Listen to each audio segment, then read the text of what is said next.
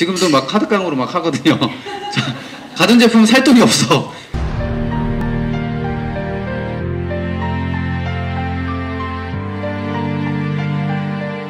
어제 풀려다가 여기서 이제 좀 아껴둔 거지. 예, 네, 그렇죠. 네. 그래서 그러면... 상가 접근할 때 어떤 마음이어야 하고, 그리고 임대할 때 여튼 이거를 나중에 특강식으로도 할 수도 있을 것 같아요. 그럼 오늘은 한 95%만 공개하시는 건가요? 아니 1%. 남겨놔야지. 네, 제가 어젠가 한 2달 전에 상가를 계약을 1000에 25, 30 요 정도 이제 계약하려다가 어그러졌어요. 2달 전에 계약이 어그러진 거라 저는 100만 원 챙겼어요. 근데 이제 그거를 또 한 2~3달 지나다가 갑자기 또 계약이 됐어요.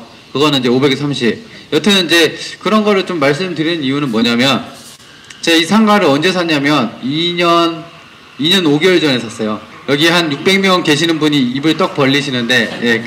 그래서 그때 어떻게 샀냐면 좀 신도시 그쪽 청주 오송 쪽인데, 거기가 감정가가 3억 9천 정도 됐거든요.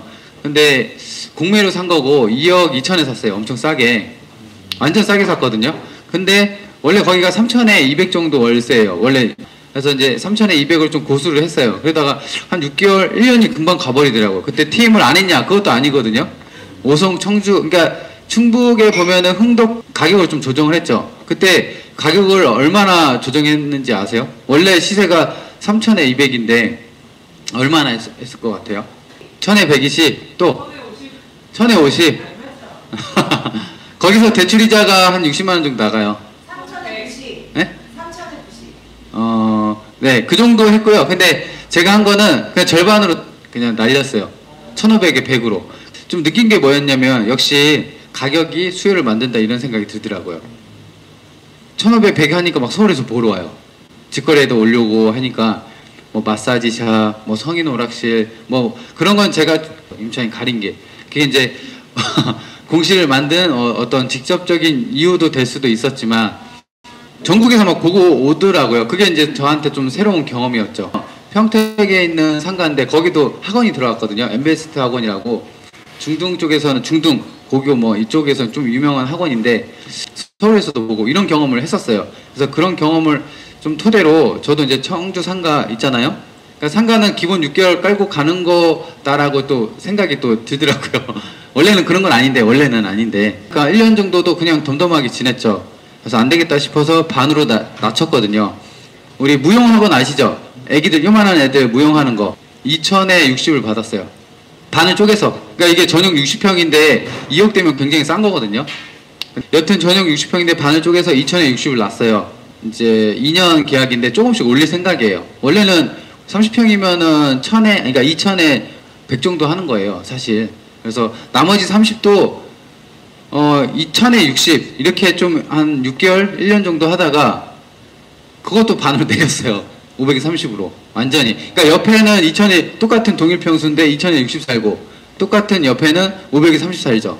그럼 우리 시세 조사할 때 어때요? 완전 멘붕 오잖아요. 그때 어떤 주인의 성향에 따라서 이렇게 가격이 낮아질 수 있다는 거를 알면 좋은데, 그렇지 않고 하면 멘붕 오거든요. 가격, 입찰가 선정할 때. 그래서 최근에 결국에는 500에 30을 맞췄어요. 그러면 총 월세가 2,500에 90이잖아요. 근데 이 상가가 들어간 돈이 3천만 원 정도밖에 안 들어갔어요. 그러니까 그게 대출을 그것도 90 몇 프로 뽑았거든요. 공통적으로 대출 상담사한테 나온 말이 90%였어요. 그냥 90% 받았어요. 그래서 투자금 한 3천만 원 들어갔고, 거기서 2,500 회수했죠. 그러니까 투자금 한 500 정도 들어가고, 대출 이자가 60만 원.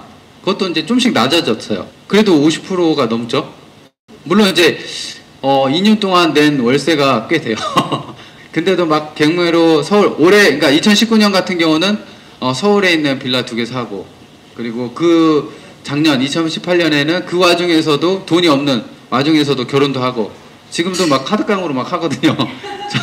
가전제품 살 돈이 없어. 와이프가 이제 결혼 준비해 놓는다고 마련한 돈도 조금씩 까먹었거든요. 그 돈으로 이제 목포 아파트 사고 뭐 그렇게 했어요. 막 카드 긁고. 제가 2018년부터 좀 깨달은 게, 아, 이게 돈이 없어도 되는 게임이구나. 그 수원 소재지에 있는 빌라도 돈 없이 시작했어요. 없어도 빌리자 1000만 원만 고모한테 빌리고, 그리고 인테리어 할 비용도 없어서 작은 아버지한테 땜빵 치고 뭐 그런 식으로 했거든요. 근데 제가 분양으로 이 상가를 사서 반으로 낮췄다면은 손해가 어마어마하잖아요. 장난 아니거든요. 그러니까 3억에 날려도 제가 2억 2천에 샀으니까 8천원 버는 거잖아요. 학원이면 아시죠? 학원은 그냥 가요. 학원은 뭐 망하지도 않고 뭐 간다는 소리도 없고 그래서 계속적으로 하고 워낙 싸게 샀기 때문에 조금씩 올릴 생각입니다. 공실에 대한 뭐 두려움도 있고 하지만 여튼 경매는 싸게 사고 가기 때문에 반은 먹고 들어간다. 이렇게 좀 말씀을 드리고 첫 번째는 경매는 여튼간에 싸게 산다. 여튼간에. 그리고 대출이 많이 된다. 그리고 입찰 보증금이나 이런 게 회수가 된다. 이 세 가지만 좀 기억하시면 경매 투자할 때 좀 어려움이 있을 때도 크게 도움이 될 겁니다. 네, 질문 타임. 네.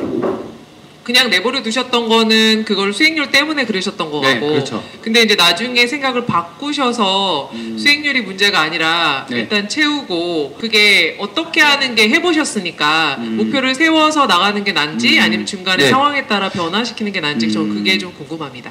그러니까는 상가 같은 경우는 여러분들이 하나만 생각하면 수익률로 매매가 될 거라는 이런 생각이 있잖아요.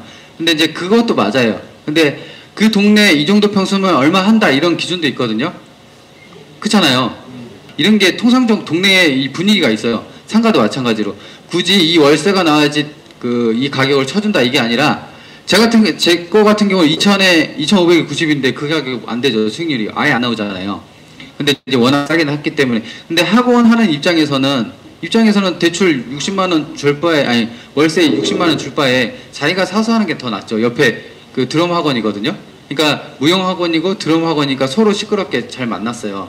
원래 그래서 저는 애초에 투자금이 좀 90 때려봤죠. 이 동네 분위기랑 그다음에 수익률 했을 때 내 투자금이 얼마 안 들어갈 거다. 그리고 대출 이자 제하고도 몇십만 원 남겠다. 이런 생각이었었거든요. 그래서 그 목적에 맞춰서 좀 하다 보니까 좀 고수했었죠. 현재 그 시세를.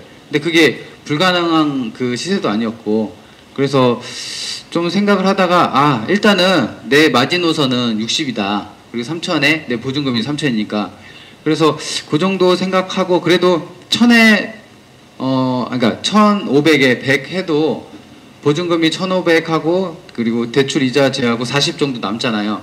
그러면 그래도 수익률이 한 30% 나오더라고요. 때려보니까 요 정도도 난 괜찮아 해서 반으로 깐 거거든요. 근데 이제 애초에 목적은 현정님 말처럼 저는 이제 월세 목적이었어요.